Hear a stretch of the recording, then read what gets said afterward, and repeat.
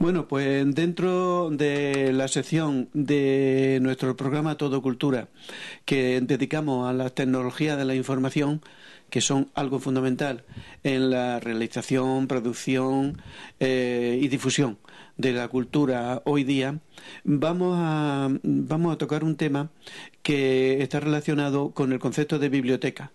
Desde los tiempos antiguos, desde que el hombre empezó a escribir, que hace relativamente poco, pero desde que el hombre empezó a escribir sobre soporte móvil, no sobre piedra como en Egipto, sino papiro o pergamino, pues la escritura ha sido un medio de difusión fundamental y las grandes obras se han depositado siempre en la biblioteca. Es mítica la biblioteca de Alejandría, que tenía todo el saber de la época, dice la tradición. Luego después vamos avanzando y, por ejemplo, en la Edad Media también se dice que San Isidoro de Sevilla, en su etimología, recogió todo el saber de la época. Todo el saber estaba en la biblioteca de los conventos, pero era para unos pocos. Luego, cuando se inventa la imprenta hacia 1490, pues los libros se difunden y las bibliotecas se multiplican. Pero cuando llega al final del siglo XX y los primeros años del siglo XXI, aparece Internet y la gran difusión y resulta que todo el saber está ahora en Internet. De este concepto evolutivo de la biblioteca y sobre todo de lo que Internet como biblioteca universal podemos considerar que es hoy, vamos a hablar con una persona que es conocida de todos ustedes y que es una persona que conoce profundísimamente este tema. Antonio Gómez Hueso, buenos días. Buenos días. Pues mira, queríamos preguntarte, no quiero que se me olvide una reflexión previa, ya que vamos a hablar de Internet y las tecnologías de la información, como los grandes medios de difusión de la cultura y la biblioteca universal ya hoy, biblioteca y videoteca, porque está todo. Las imágenes también están y las grabaciones. Entonces, recordar la figura de este gran escritor del siglo XX que vivió casi todo el siglo XX, Jorge Luis Borges, le pasó como a Alberti, vivió casi todo el siglo XX, que este hombre hablaba de un concepto, él soñaba con un tipo de biblioteca. ¿Qué biblioteca era? Concretamente, la biblioteca que Borges concebía aparece en un cuento suyo bastante corto, un relato que se llama La Biblioteca de Babel, que si no recuerdo mal pertenece al libro de El Jardín de los Senderos que se bifurca. Entonces, este es un cuento realmente corto, de no sé cuántas páginas, no recuerdo, puede tener 4 o 5 páginas, y sin embargo ha dado mucho que hablar, hay libros escritos sobre él y tratados profundos sobre él. Borges concebía una especie de, en ese cuento, él diseña una especie de biblioteca universal donde está contenido no solamente todo el saber humano, sino todas las posibles combinaciones de libros que pudieran hacerse con una serie de, digamos, de letras, de signos gráficos. Entonces una biblioteca inmensa. Él no dice nunca cuánto mide esa biblioteca, porque la considera que es limitada, pero al mismo tiempo infinita. Algo parece que son dos conceptos que chocan. Él la diseña como una biblioteca hexagonal, en donde de las 6 paredes solamente 4 tenía estantes de libros. Él diseña una serie de libros que me parece recordar que tenía unas 400 páginas, y cada página tenía unos 40 renglones, y cada renglón tenía 80 caracteres. Entonces es una cosa muy concreta, es una cosa muy exacta que sin embargo después va hasta el infinito. Esa biblioteca que concebía Borges no es otra cosa, y él lo dice en su cuento, que el universo. Es decir, era una biblioteca idílica en donde se contendría todo el saber humano, todo lo que se ha escrito, y al mismo tiempo también todo lo que se pudiera escribir, lo cual es una biblioteca asombrosa. Sí, una biblioteca que ocuparía todo lo habido y por haber. ¿De qué manera, desde tu punto de vista, Internet, aquí ahora, hoy día ya no tenemos que explicar qué es Internet a nuestros oyentes, pues es que Internet, recuerden que es tal cosa, porque todo el mundo sabe lo que es Internet y prácticamente todo el mundo, desde los más chiquitines a los de más avanzada edad, lo manejan cada uno en su nivel. ¿De qué forma crees tú que Internet se aproxima a esta idea? Pues mucho. Yo creo que si la idea de Borges se ha aproximado a algo, es Internet.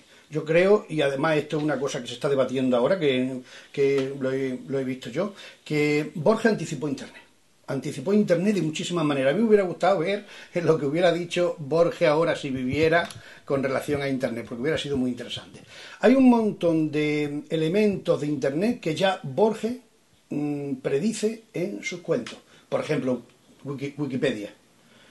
Wikipedia aparece ya en uno de esos cuentos el hecho de que una serie de personas, Wikipedia creo que vaya por unos 80.000, digamos, gente que trabaja en ella, colaboradores que viven en diferentes sitios, algunos son anónimos, que colaboran, es una enciclopedia, digamos, muy democrática en el sentido que se va haciendo con la aportación de todos los usuarios. Esto ya él lo planteaba en sus cuentos.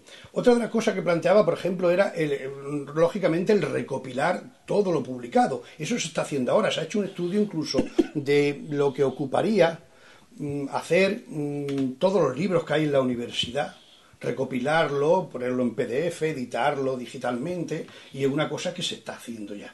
O sea que ya todavía a Internet le queda mucho por desarrollarse, pero ya en Internet hay unos conocimientos muy vastos, muy exhaustivos, y gran parte, si no están todavía todos los libros, gran parte del conocimiento humano se va subiendo poco a poco a la red.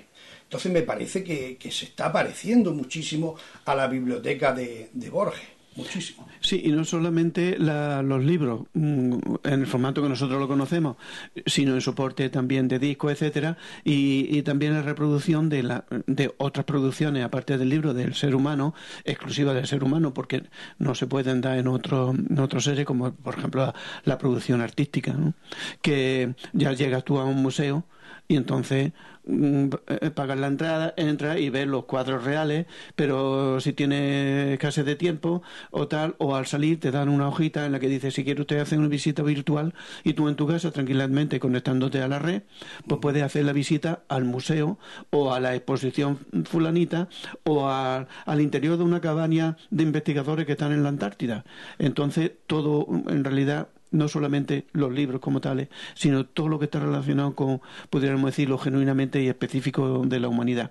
Sin embargo, evidentemente alguien está controlando esto. Hay controles, porque por ejemplo en China el otro día dijeron: han cortado internet, tales páginas, porque había un problema de una huelga o de no sé qué, y unas manifestaciones, y lo cortaron. Guerra en Siria, automáticamente internet cortado, dejan nada más que las páginas que son de difusión del poder oficial.